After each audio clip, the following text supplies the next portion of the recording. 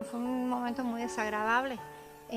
Yo llegaba del trabajo, cuando llego al cuarto la niña dormía y dormía y dormía y tenía flemas en los labios, en la boca.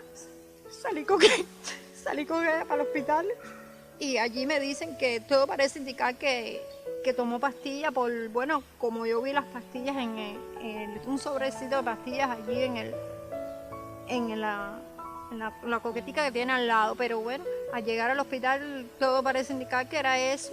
Me la dejan unos días en el pediátrico, después me la trasladan para acá. Cuando me la trasladan para acá, los médicos del servicio, a la entrevista que teníamos diario, me hacen saber que todo parece indicar que fue al pelearse con el noviecito, su primer novio. Parece que no quisieron tener más una relación y ella no la aceptó de esa manera.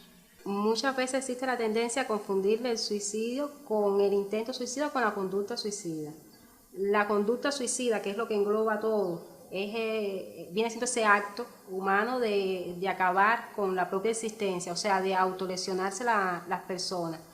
Que esta conducta suicida es la que trae implícito, bueno, el intento suicida, que es el que más se conoce, sobre todo en estas etapas infanto-juveniles, pero pasa por varios estadios. Y el último estadio vendría siendo el suicidio, que es cuando ya se produce la muerte de la persona a causa de esta conducta que asumió.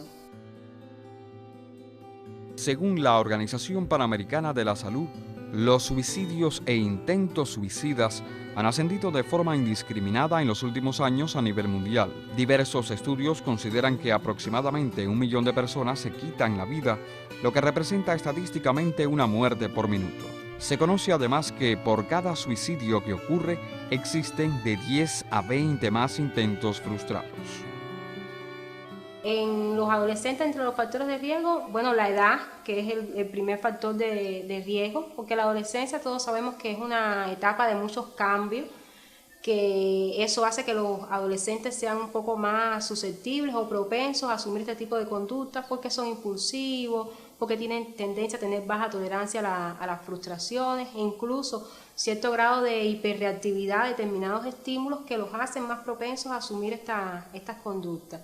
Pero también esta es una etapa donde las relaciones grupales, o sea, el establecer adecuadas relaciones con el grupo, el ser aceptados con el grupo, es bien importante para ellos, de ahí que esto también se pueda constituir cuando el grupo no logra aceptar bien al adolescente o no lo maneja adecuadamente, constituir un factor de riesgo. La familia, que en estas etapas infanto-juveniles siempre constituye un eslabón bien importante. Cuando existe una familia disfuncional, donde hay conflicto entre los miembros de la familia, por supuesto que viene siendo un factor de riesgo. E incluso cuando existe antecedentes en la familia de que el niño o el adolescente ha vivenciado que se han asumido conductas suicidas dentro del núcleo familiar, a veces por imitación después vienen y asumen este tipo de conductas. Nosotros lo primero que tenemos que hacer como adultos es ser empáticos, quiere decir ponernos en el lugar de ellos, porque lo primero es entenderlos.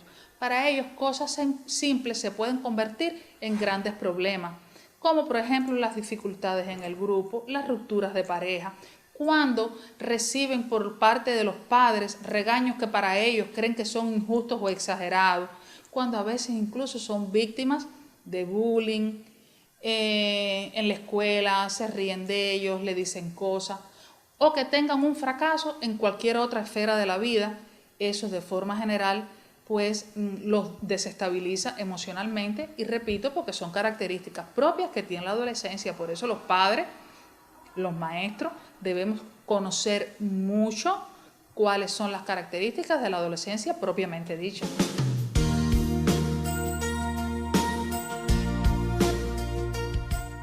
Mi niña siempre en la casa no dio ninguna alerta, porque siempre fue cariñosa, ¿ves?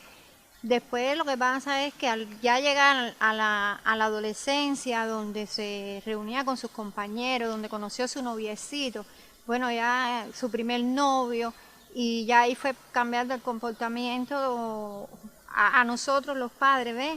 A pesar de que nos hacían caso de la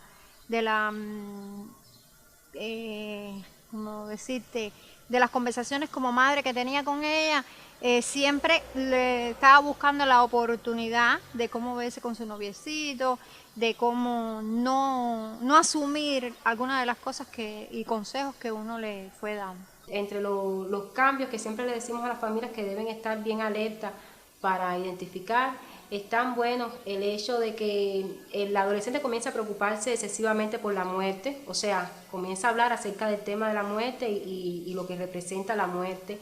Muchas veces cuando comienzan a regalar objetos personales a personas que son importantes para ellos, eso nos puede alertar de que está sucediendo algo en este adolescente. Pero los cambios en el comportamiento, a veces, por ejemplo, los propios profesores de la escuela nos dicen es que ha bajado el rendimiento escolar o tiene muchos problemas en las relaciones interpersonales con los compañeros del aula. Eso nos habla a favor de que hay un problema que puede o no estarle causando dificultades a este adolescente. También cuando aparecen determinadas conductas, manifestaciones ya sean de tinte depresivo, tiende a aislarse el adolescente, o sea que todo eso es un conjunto de conductas que nos habla a favor de que está ocurriendo algo y entonces ahí las familias tienen que estar alertas de precisar o no si puede existir un riesgo suicida o no. Para atravesar fue la recuperación, pero difícil fue al encontrarla de la manera en que la encontramos cuando hizo el intento suicida. La recuperación no es llamarla difícil, sino una recuperación de que nosotros aceptáramos que la niña nos había hecho de esto de alguna manera y que pensábamos que era quien estábamos fallando éramos nosotros.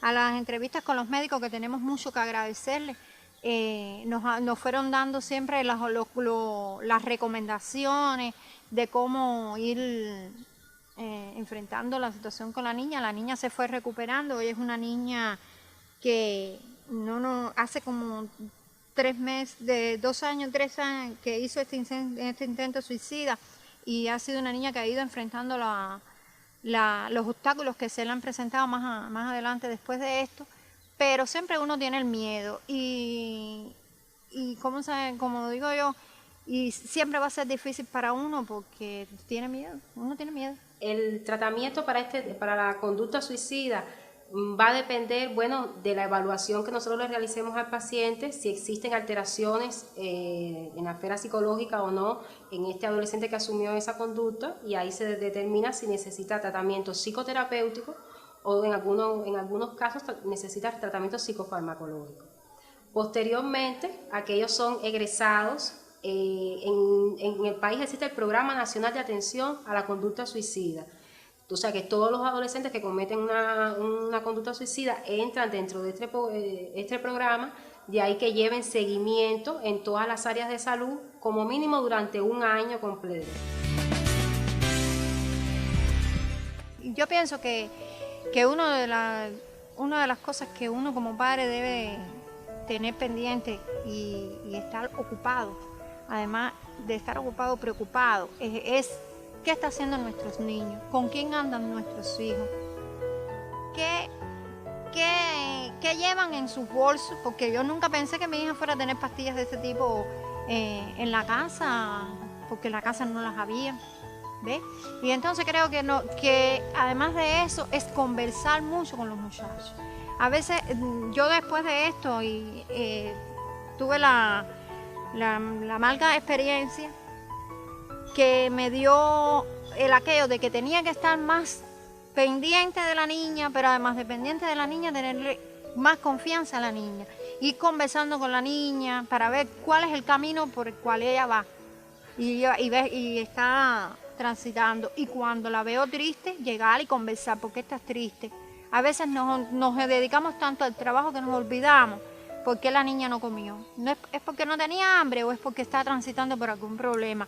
¿Por qué la niña no tiene deseos de levantarse en su horario normal cuando ella está adaptada a salir en este horario, no sé, a conversar con las amiguitas? Y estas cosas no son cosas que nos van alertando a nosotros que algo está pasando en el comportamiento de nuestros hijos. Siempre lo que sugerimos es no minimizar, o sea, no decir de que lo está haciendo porque o quiere llamar la atención o porque quiere tener una ganancia secundaria. Puede ser que sí, que así realmente sea, pero no podemos solamente quedarnos con eso.